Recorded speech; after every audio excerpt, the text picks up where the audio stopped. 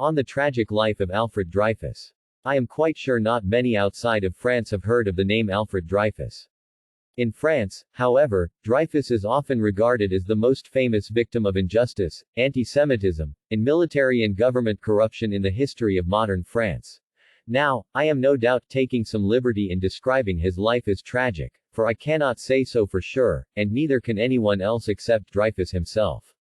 Maybe, for all we know, Dreyfus never considered his life to be tragic. However, for most of us out there who have only heard or read of the infamous Dreyfus Affair, his life, or at least part of it, could very well be described as tragic.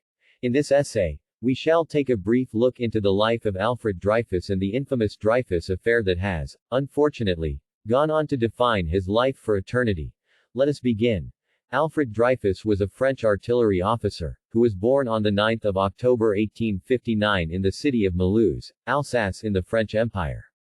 Dreyfus was born into a Jewish family and was the youngest of 9 children of Jeanette and Raphael Dreyfus. Dreyfus' father was a wealthy textile manufacturer and the family lived a comfortable life in Alsace. However, in 1870, when Dreyfus was 10 years old, things took a turn for the worst with the outbreak of the Franco-Prussian War, which led to the annexation of Alsace-Lorraine by Germany. The annexation of his birthplace forced his family to move to Basel in Switzerland, where he began attending high school. This experience became a turning point in his young life, prompting him to pursue a military career. Once Dreyfus turned 18 years old, he enrolled at the prestigious École Polytechnique military school in Paris. There he was educated in engineering and science and received military training. 3 years later, in 1880, he graduated from the school and was commissioned as a sub-lieutenant in the army. Thus began Dreyfus' military career. Little did he know that this very military career he so desired would one day get him involved in one of the most dramatic and polarizing events in the history of modern France, all against his own will. After graduating, Alfred Dreyfus spent the next 2 years receiving specialized training as an artillery officer at the artillery school in the commune of Fontainebleau. After graduating from there in 1882, Dreyfus, aged 23, was assigned to the 31st Artillery Regiment in Le Mans. Shortly thereafter, he was transferred to Paris to serve in the Mounted Artillery Battery of the 1st Cavalry Division. Dreyfus slowly began climbing up the military ladder, being promoted to lieutenant in 1885, then serving as adjutant to the director of the Bourges establishment, which was a government arsenal, and then eventually promoted to captain. In April 1891, Dreyfus, aged 31, married Lucie Eugénie Hadamard, aged 20. The couple would go on to have 2 children together. Lucie would become Dreyfus' greatest supporter and defender during and after the Dreyfus Affair. She would defend his honor until the end of her life. In 1893, Alfred Dreyfus graduated from the War College, which was the senior-most military education institute and staff college of the French Army. Dreyfus stood 9th in class and graduated with an honorable mention. He was then commissioned as a trainee in the Army's General Staff Headquarters, where he was the only Jewish officer. His Jewish ancestry was now proving to be a hindrance in his military career, often working against him. The first incident occurred during his time at the War College, where he and another Jewish student, Picard, were intentionally given poor marks for likability, with the excuse that Jews were not desired on the staff. Dreyfus and Picard both filed a complaint with the director of the college. The director expressed his regret over the incident but said that he was unable to help them in the matter. To make matters worse, filing the complaint would go on to work against Dreyfus in the future. The panel member who gave him poor marks for being Jewish, General Bonifond, managed to influence several of Dreyfus' superiors against him. Although Dreyfus was considered an intelligent trainee, he gained a reputation for having a bad personality. This reputation of his and the prejudice already existing against him would serve as the base and fodder for what was to come next. From then on, everything went downhill for Alfred Dreyfus. This was the background leading up to the Dreyfus Affair. Now let us look into the controversial affair itself. It all began in 1894 when a harmless and unsuspecting French housekeeper working in the German embassy in France found a torn-up handwritten note in a wastebasket. In the note was written a French military secret, written by a spy in the French army. Further investigation by the French Army's counterintelligence revealed that some information regarding new artillery parts was being communicated to the German military attaché in Paris, Maximilian von Schwarzkoppen, by a high-ranking officer in the French army. It was suspected that the spy was most likely someone from the general staff, due to Dreyfus' existing reputation, and also probably the fact that he was Jewish. He became the primary suspect for this act of treason and was arrested on 15 October 1894 without any evidence. A secret court-martial was held in which he was convicted and then publicly stripped of his army rank. All the formalities of cashiering were publicly carried out to the hilt by the French army. He was made to stand in the courtyard of the École Militaire in front of ranks of soldiers, while his rank insignia, braid, and buttons were cut off from his uniform and his sword broken. From behind the railings of the courtyard, an angry mob shouted abuses and insults at him. After being publicly shamed and humiliated in this manner, Alfred Dreyfus was sentenced to life imprisonment in the penal colony of Cayenne, infamously known as Devil's Island, located in the Salvation Islands of French Guiana. Needless to say, Dreyfus had become public enemy number one in France, condemned by the authorities and the common people as well. Mind you, all this was without any concrete or reliable evidence against him, which no doubt makes one suspect that he was just a scapegoat. However, over a year after he was imprisoned on Devil's Island, his case took an interesting turn. In August 1896, the new chief of French military intelligence, Lieutenant Colonel Georges Picquart, discovered concrete evidence that proved the real culprit of the treason was a major named Ferdinand Walsin Esterhazy, and not Alfred Dreyfus. Considering this information to be of great importance, Picquart reported his discovery to his superiors in the French army. However, instead of seriously considering the evidence, his superiors transferred him to the city of Sousse in Tunisia in November 1896 in an attempt to silence him. Moreover, instead of clearing Dreyfus from the false charges based on which he was convicted, Major Hubert Joseph Henry went as far as to forge documents in order to prove Dreyfus was guilty. The matter would have died down if it were not for Picquart's lawyer, who communicated Picquart's discovery to Senator Auguste Scheurer-Kestner, who took up Dreyfus' case and spoke of it publicly. Now the scandal was made public and was no longer dealt with in secrecy by the French army.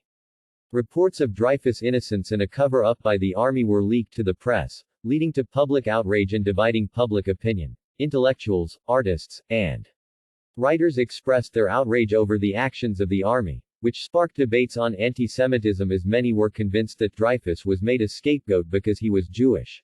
Under pressure from the press and the public, the army held a closed court-martial in which Esterhazy was tried and acquitted. Following the verdict, Esterhazy fled to England to lay low while the controversy raged on in France. In England, Esterhazy admitted to the Observer's editor, Rachel Beer, that he was the one who had written the note and was guilty of treason. Beer published the interview in September 1898, in which she reported Esterhazy's confession. She also wrote a column in which she accused the French military of anti-Semitism and called for a retrial for Dreyfus. Esterhazy would remain in hiding in England for the rest of his life, continuing to write in anti-Semitic papers. In the meanwhile, Picquart was detained by the French army on grounds of violating professional secrecy for communicating his discovery through his lawyer. 2 days after Esterhazy was acquitted in the secret court-martial, writer Émile Zola risked his career by publishing an open letter titled J'accuse, to President Félix Fauré, on the front page of the Paris Daily L'Aurore. Zola was a leading public figure in France by then and was voicing the outrage of French artists, writers, and intellectuals who believed that Alfred Dreyfus was innocent and a victim of anti-Semitism and corruption. Zola's intention for publishing the letter was to be tried for libel, which would give him an opportunity to bring forth to the general public all the new evidence that proved Dreyfus was innocent. His plan worked and he was put on trial twice and convicted both times, the first time being annulled on technical grounds. Zola's actions were not in vain and proved to be a major turning point in the case. Zola managed to flee to England before the verdict of his second conviction was out. He lived there in exile until matters calmed down in France. In the meanwhile, Major Henry, who had forged documents against Dreyfus, was arrested for forgery and thrown in jail, where he died shortly thereafter. Due to the ever-increasing pressure on the army and the government from all sides, the Supreme Court annulled the original verdict against Dreyfus and ordered a new court-martial. However, the anti-Dreyfus faction lobbied hard to make sure that Dreyfus was convicted again on 9 September 1899. Despite the evidence of his innocence, Alfred Dreyfus applied for a retrial. The government agreed to offer him a pardon if he admitted to being guilty, but made it clear that they could not exonerate him completely. This was intended to be a compromise in order to cover up the army's mistake. Fed up with his persecution, and unwilling to go back to Devil's Island if he refused the pardon, Dreyfus accepted the pardon even though he was innocent. By doing this, he officially remained a traitor but was released from prison. For the next few years, Dreyfus lived in a state of house arrest in the commune of Carpentras with one of his sisters. It was only on 12 July 1906 that Alfred Dreyfus, aged 46, was officially exonerated by a military commission, making him a free citizen. This, in short, was the infamous Dreyfus Affair, a monumental event in the history of modern France. The day following his complete exoneration, Alfred Dreyfus was not only readmitted into the army but was also promoted to the rank of major. And just a week later, he was made Knight of the Legion of Honor, after which he was commissioned to command an artillery unit at Vincennes, and then later on at Saint-Denis. Although his life seemed to be getting back to normal, Dreyfus was not completely safe from the anti-Dreyfus faction yet.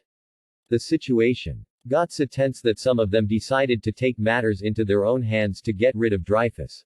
On 4 June 1908, when Dreyfus was attending the ceremony relocating Zola's ashes to the Pantheon, he was shot and wounded in the arm by a right-wing journalist named Louis Grégory. Grégory wanted to assassinate Dreyfus but failed to get a clean shot at him. Dreyfus was fortunate to get away with just a wounded arm. Surprisingly, Grégory was acquitted by the court after defending himself by saying that he only wished to graze Dreyfus and had no intention of killing him. Dreyfus' time on Devil's Island had taken a severe toll on his health. In 1907, he had been granted retirement from the army at the age of 48. However, at the onset of the First World War in 1914, Dreyfus rejoined the army as a major of artillery. By the end of the war, he was a lieutenant colonel. And in November 1918, he was promoted to officer of the Legion of Honor. Following his second retirement from the army, Dreyfus lived a quiet life away from the public eye. On 12 July 1935, precisely 29 years to the date of his exoneration, Alfred Dreyfus died in Paris at the age of 75. 2 days later, on Bastille Day, his funeral procession passed the major public square, Place de la Concorde, through the ranks of troops. He was interred at the Montparnasse Cemetery in Paris. Since his death, Dreyfus has been honored and remembered in several ways, keeping his name and the infamous event associated with it in the memory of every French citizen and reminding them not to repeat the injustices Dreyfus had to suffer.